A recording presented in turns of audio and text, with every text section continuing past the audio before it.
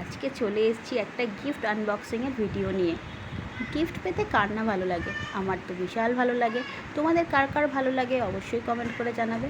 আর gift যখন পাওয়া যায় হঠাৎ করে, মানে সারপ্রাইজ, আর এই রকম সারপ্রাইজ আমাকে একমাত্র দেয় সঙ্গীতা বৌদি।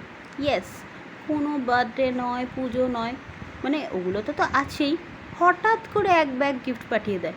শুধু আমার জন্য নয়, আমার মেয়ের জন্যও। আর যদিও মেয়ে এখন ভাগ বসিয়েছে, আগে শুধু আমার জন্যই আসতো।